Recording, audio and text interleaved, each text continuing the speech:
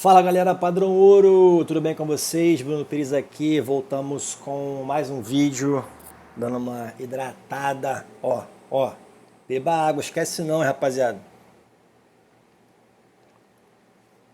beba café, mas não esqueça da água. Olha só, hoje quero falar com vocês aqui sobre um tema aí que envolve a medicina Padrão Ouro.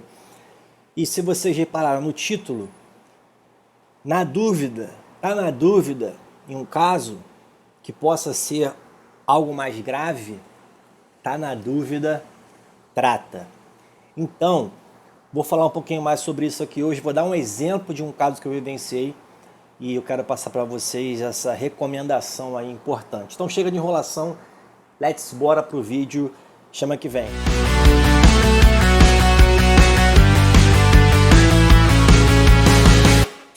Galera, espero que todos tenham ido bem de Natal e espero que vocês tenham aí um excelente ano novo, que 2021 seja muito melhor do que 2020, né? Não sei nem se tem como ser pior, mas piorar sempre é possível. Já falam isso por aí. Poxa, Bruno, mas que negócio é esse de na dúvida trata? Pô, como é que é? Me explica esse negócio aí. Vou explicar para vocês aqui.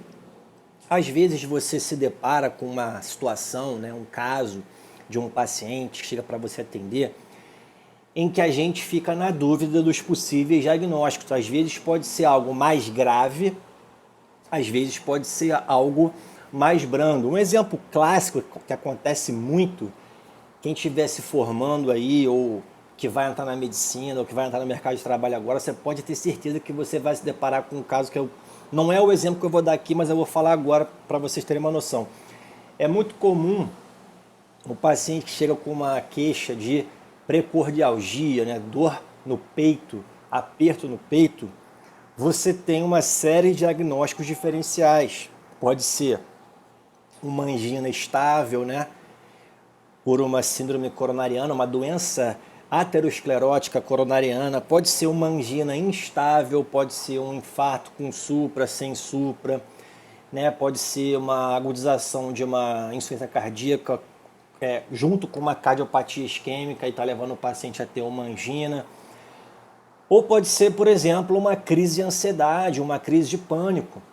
E muitas vezes é difícil você diferenciar.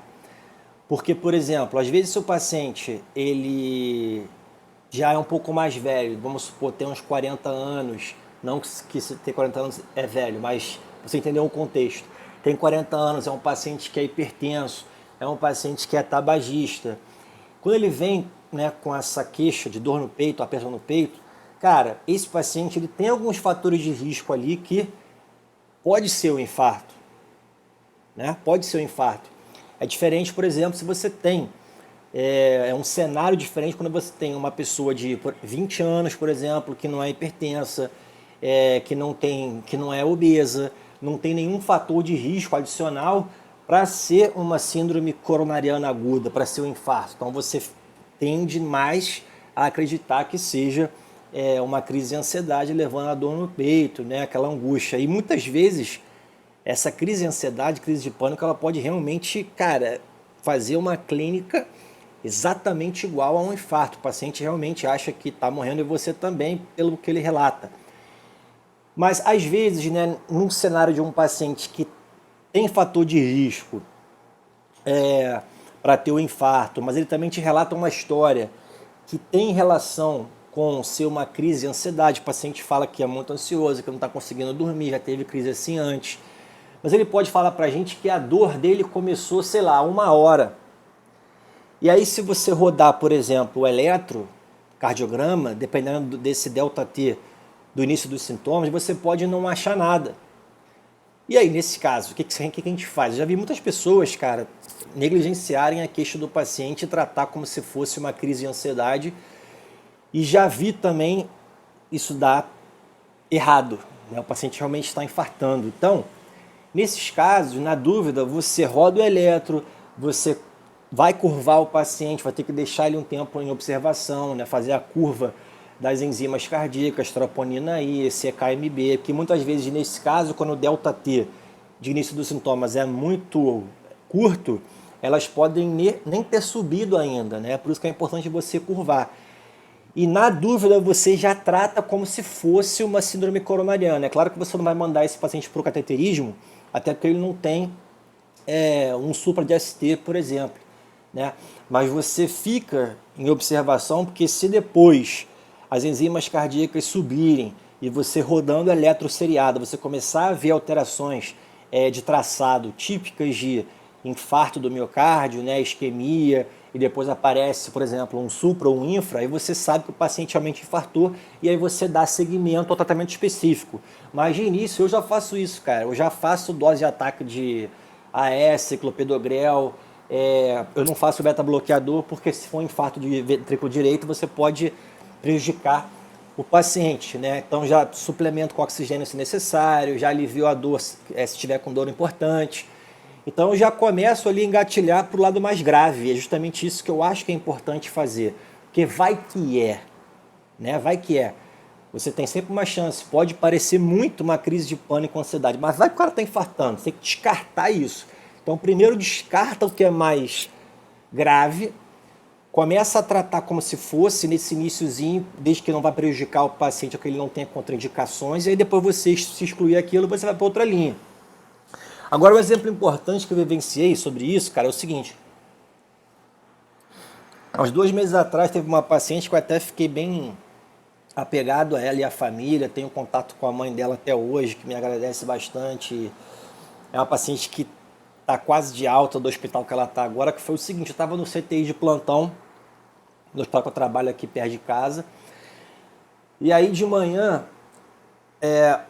o neurologista chegou lá e perguntou assim para mim, você conhece essa paciente aqui e tal? Eu falei, ó, essa paciente não está aqui não, está no andar. Ah, não, porque eu vim solicitado parecer para neuro, eu vim aqui avaliá-la. Eu falei, mas qual é o caso? Ah, uma paciente que está internada para investigar uma cefaleia refratária aos medicamentos, está com uma dor de cabeça há 3 dias, associado com vertigem e náusea. Eu falei, ah, tá, beleza, então eu só sabia disso. Tá? Eu estava no CTI, a paciente estava no andar. Quando deu, isso era umas 9 da manhã. Quando deu mais ou menos, aí depois ele foi lá, voltou e beleza, não falou nada. Quando deu mais ou menos umas 2 da tarde, me ligaram, né, da secretaria, falando, Bruno, olha só, a paciente essa, né, que estava no andar, estão te chamando lá para você dar uma olhada, porque o médico da emergência está ocupado, você pode ir lá ver? Eu falei, ah, beleza, aí fui ler o caso dela, né, no sistema, vi que era essa questão de cefaleia refratária, 3 dias, com náusea, vertigem. Fui lá. Quando eu cheguei lá, galera, a paciente estava com uma exoftalmia unilateral. O que é isso? Ela estava com o olho direito, né, protruso, não o olho para fora, mas ela estava com o globo ocular abaulado, direcionado para frente, estava com um edema, né, periorbital, de pálpebra, periorbital bem importante, estava bem hiperemiado, bem vermelhão, com sinal de inflamação, e ela já estava começando a ter dificuldade a exercer a movimentação da musculatura ocular extrínseca, né? Reto superior, reto inferior, lateral, oblíquo e tudo mais. Eu falei, cacete, brother. Eu conversei com a mãe dela, ela estava com muita dor, né? Eu falei, pedi para dar um analgésico mais forte para ela. Conversei com a mãe dela e a mãe dela falou que aquilo começou há cerca de 3 horas, 2 horas, então foi uma coisa súbita. E aí ela falou, bom, o que a gente faz? Né? A mãe dela me perguntou o que a gente pode fazer. Eu falei, ó, eu vou voltar lá pro CTI, vou ler o caso dela com calma e vou pensar no que pode ser isso. Porque não é uma coisa comum, uma exoftalmia súbita no lateral. Você tem exoftalmia bilateral, num caso, por exemplo, de doença de Graves, né, um tipo de hipertireoidismo. Você pode ter uma exoftalmia unilateral no caso de um tumor, né, intraorbitário, mas são situações que não evoluem assim, súbitas. Eu falei, cacete, cara, o que será que pode ser a causa de uma exoftalmia unilateral súbita nessa paciente? Aí eu falei, cara, qual é a história dela? Ela é jovem, 20 anos, galera. Ela deu entrada com dor de cabeça, enjoo e tontura. ou seja, sintoma neurológico. Falei, cara, o que pode explicar isso, súbito, é algum bloqueio da drenagem venosa da órbita direita. Toda a drenagem venosa, né, do olho direito bloqueou, para você ter esse edema importante súbito. Então eu pensei, num caso que é uma situação não tão comum, que é a trombose do seio cavernoso. O seio cavernoso, ele é uma confluência de várias veias calibrosas do nosso encéfalo, e essa confluência ela acontece bem lateral ao hipotálamo, né, e à hipófise. Então você tem o seio cavernoso dos dois lados, né, que é a confluência de várias veias nessa região. E quando você faz trombose desse seio cavernoso, justamente as veias, né, na verdade a veia principal que vem da órbita direita, ela para de drenar. E aí o sangue que fica retido em toda a região do olho gera edema, extravasa dos vasos, começa a impregnar os tecidos moles e tudo mais, e aí você explica essa exoftalmia súbita. Eu falei, cara, geralmente essa trombose do seio cavernoso, ela acontece, ela não é local a origem, ela acontece por uma embolia. Ela solta de algum outro lugar. E geralmente são êmbolos sépticos, que a paciente ela estava já começando a ficar febril nesse momento. E eu olhei o exame laboratorial dela, tinha uma leucocitose, ela estava com leucócito alto e PCR aumentado, que o PCR é um parâmetro inflamatório. Eu falei, caralho, trombose seio cavernoso, que geralmente é por um êmbolo séptico, ou seja, é um trombo, é um bolo, né, uma massa de coágulo misturado com bactéria que soltou de algum lugar e foi fazer a coagulação, a trombose do seio cavernoso. Eu pensei, da onde que isso pode vir? Da onde que isso vem?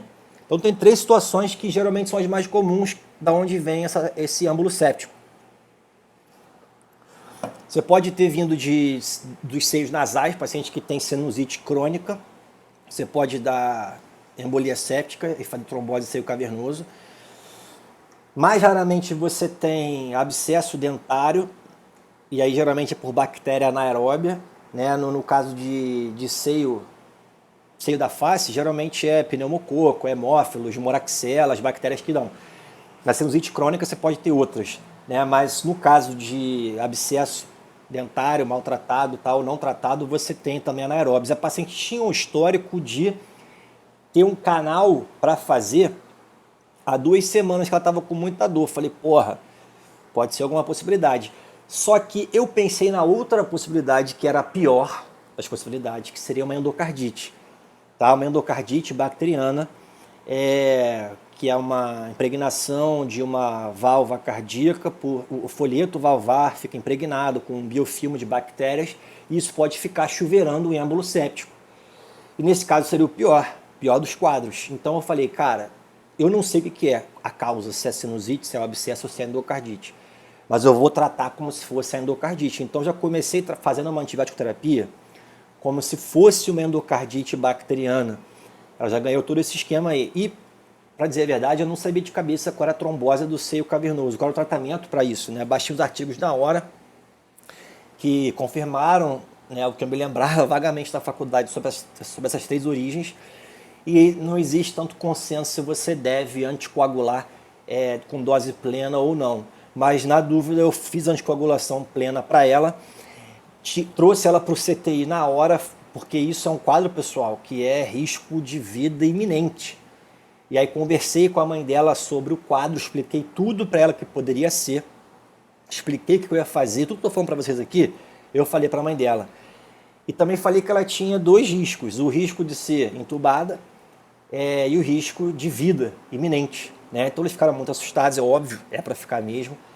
E acabou que essa paciente, cara, no domingo seguinte, no meu plantão, ela acabou evoluindo com uma pneumonia por êmbolos sépticos, né? Esses êmbolos que vêm da válvula mitral, eles começaram a chuveirar e parar no pulmão. Se você ver a tomografia dela de tórax, cara, é cheio de imagens nodulares com malformação, típico de êmbolo mesmo, né?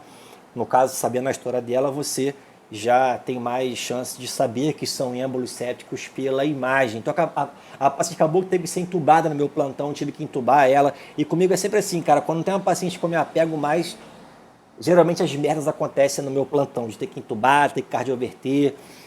E aí, enfim, entubei a paciente, acabou que na semana seguinte que ela foi entubada, ela fez um ecocardiograma transesofágico, que é a melhor forma de você ver as válvulas, principalmente a atrioventricular esquerda, né, no caso a mitral, e ela tinha, né, uma endocardite. Ou seja, eu tratei o que poderia ser mais grave na minha dúvida e acabou que deu certo, né? Depois a paciente ela evoluiu com algumas complicações, ela teve, pneumotórax espontâneo, foi foda, galera.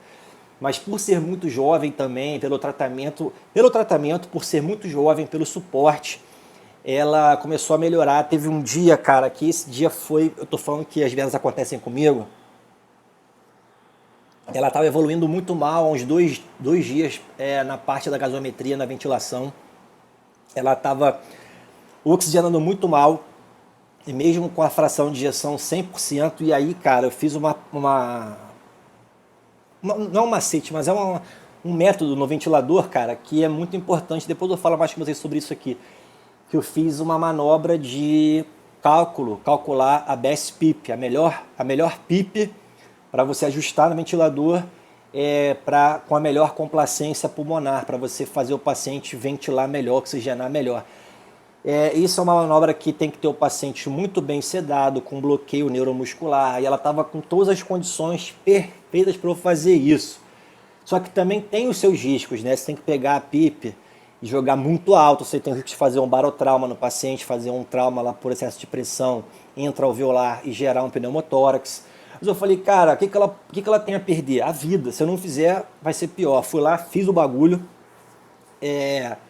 E porra, deu certo, cara, deu certo. Eu tirei ela de uma PO2 de 80 com uma PF, para quem sabe o que eu tô falando, de, sei lá, 100 para uma PF de, 200 e varada, depois dessa manobra de best PIP. E aí, cara, foi o que levantou ela. Depois ela começou a evoluir bem, ela foi transferida para um outro hospital que tinha suporte de cirurgia valvar. Ela não precisou fazer cirurgia valvar. Hoje ela está muito bem, melhor. Hoje ela está já fora de ventilação mecânica, deu tudo certo. E a mãe dela até me mandou mensagem no Natal, eu mandei também. Disse que quando ela ficar 100% para receber visita, eu vou lá visitá-las. Então é um exemplo importante para vocês verem como que essa dica aqui, ela vale a pena, beleza? Bom, então é isso. Medicina Padrão Ouro sempre. Se quiser falar comigo, o melhor caminho é o Instagram, @drpiresbru. Se inscreve aí, dá o like, ativa as notificações. Um excelente ano novo para vocês. Beijo do fundo do ventrículo esquerdo.